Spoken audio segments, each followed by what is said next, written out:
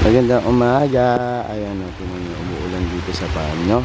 So, patanggalin yung mga portulaka dyan. Tapos ilitipat natin lock sa parte dyan. And ayan, mga bato-bato. Pero, and yan na yung ating kinalabasan. Meron dito.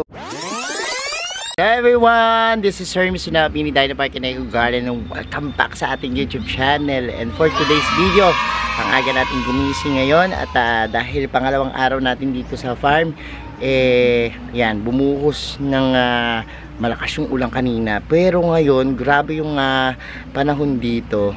Umaraw naman, ano, parang pabago-bago panahon. Parang nung nagpupunta kami ng Benguet, ganun din yung panahon dito sa Oliva Pasita Farm.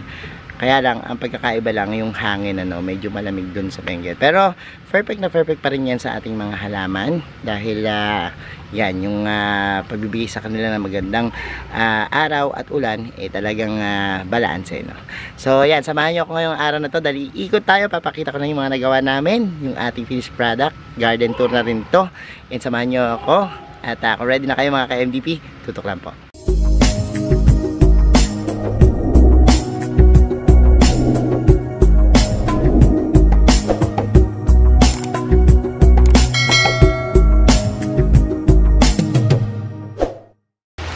Magandang umaga. Ayan o, tingnan nyo, umuulan dito sa farm, no? Talagang dito hindi masasabi yung panahon. Kahapon tirik na tirik ang araw, ngayon ang lakas-lakas ng ulan, oh. Parang may bagyo na. Ayan. Okay, happy fiesta na naman tayo sa ating pangalawang araw dito. Diba? At ayan po ang aming mga pagkain. Ayan, kain na sila dito. And we're back mga ka-MDP. Pangalawang araw dito sa Oliva Pasita Farm. And for now, ayan o, meron kaming gagawin ditong kakaiba na parang attraction. Kaya pakita ko muna sa inyo ito ng malapitan yung ginagawa nila. And kasama ko si Juday tsaka si Tute. Ito, ang pinaplano namin is gagawing parang bonfire area. So patanggalin yung mga portulaka dyan, tapos ilitipat natin kasi ang gaganda ng mga bulaklak nito. Kita namin pag talagang umaga, kita mo siya bukang-buka. And ipopropagate namin ito ngayon. Tsaka yung mga iba, yung mga zebra, papalipat natin doon sa may kubos, sa may mga succulents. And ayan, bunutin namin kasi itong puno dito ng fiddle leaf. Talagang jutay na, no? Wala nang pag-asang mabuhay. So parang this plant na pabilog, planters na pabilog, ko-convert na lang sa bonfire area, bonfire area, no? At yan, maya balikan natin yan. So now magpo-propagate naman tayo ng ating portulaka, and ganyan yung pagpo-propagate. Kita nyo, kakat lang yan, and ito tusok-tusok lang, ano. Ang bilis naman itong mag-ugat. At yan, ikakalat natin yan sa ating garden para lalong magmulaklak yung ating kapaligiran, ano. Ito na, pumapatak na ng ulan, pero umikot na tayo bago tayo abutan ng malakas na ulan. And finishing touch kami dito, naglalagay ng mga bulaklak sa parte dyan. And ayan, mga bato-bato. Pero totally, yan na po yung ating nagawa ngayong araw na ito. At puro finishing touch na lang tayo. Kita muna natin yung sila. Yan. And yan, medyo yan. So yung mga portulaka natin na harvest, tinatanim na nila dyan para kataon may bulaklak na. Ate, meron pa dito mga ano, yung tanim na yun, isaksak na lang. So ito, nakita natin umilaw na to kagabi, no? Ang ganda ng ilaw nitong Oliva Pasita Farm natin na topiary. And ayan, naglalagay na sila ng installations ng ilaw kasi ito, papailawan to para maganda sa gabi. And yan, ito yung ating nilagay. Tapos yung bonfire natin. So dito magkakaroon ng bonfire. Pwede nating set up yan ng mga upuan. And yan, meron ako ginawa dito yung ating old na puso. I-repaint na lang yan. Tapos lalagyan dito ng yan, mga pitunia natin dyan natin nilagay. So para maganda yung background natin kapag magpipicture tayo. And dito sa part na to, and yan na yung ating kinalabasan. Meron ditong yan, pinaka ano natin, pinaka pahinga dyan ng mga upuan na may mga bench. Ayan, hanggang background natin itong ating 5 colors na bonggabilya para maganda sa picturean. And papunta tayo dito. Dami ng mga ano, itong site na to, ang kanina pinakita natin, yun yung magiging kung magka-camping tent, dyan pwedeng ilagay sabay tingin sa langit. So stargazing sa gabi pwede dyan. And ayan, so, punta tayo dito. Nandito yung ating mga malalaking cactus, para ng cactus. And ayan yung ating mga cactus dyan. Pagdating dito, makita nyo yung ating mga kawa dish, may mga dish garden. And ito yung bamboo na planters.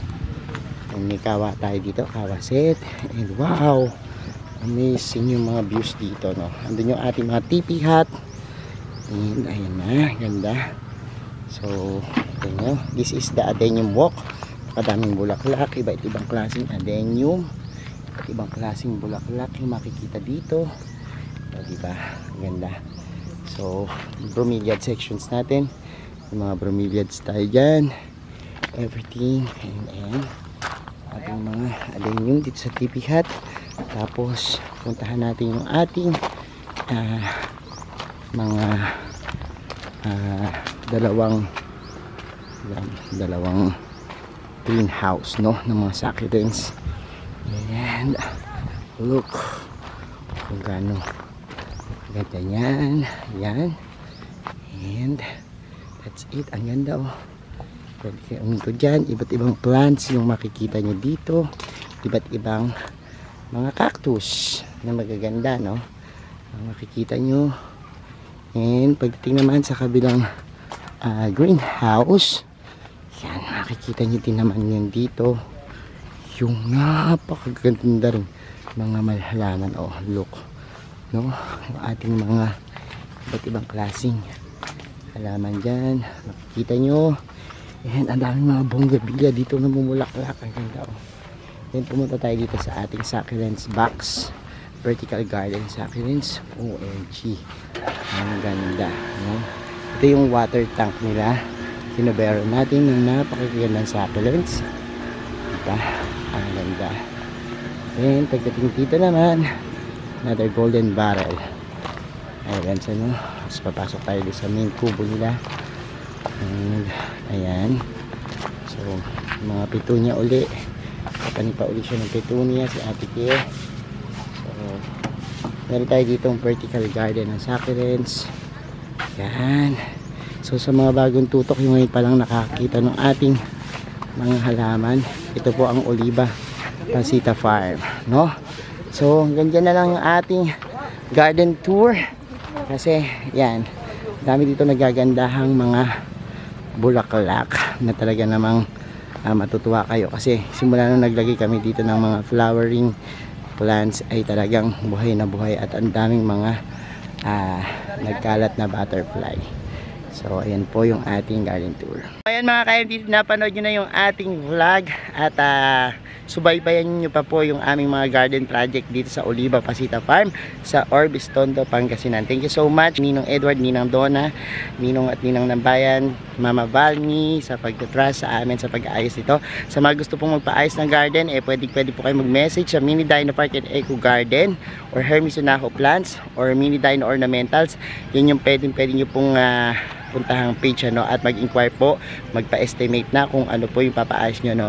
Salamat ng maraming sa mga nagla-like, nag-share at nagko-comment sa ating mga video. Sa mga hindi pa po nag-subscribe sa ating YouTube channel, kung bet na bigat ng usapan plants and gardening, mag-subscribe na po kayo, no. Huwag nyo pong kalimutang i-hit yung notification bell para lagi updated sa aming latest uploads, pati po sa iba't iba nating social media account, sa ating TikTok, Instagram, Facebook page. Search lang po Hermes Unaho or Mini Dino Park and Eco Garden, makikita nyo na yan. Salamat ng maraming mga ka-MDP, and this is Hermes Unaho, nagsasabi sa inyo ng happy planting. Bye bye.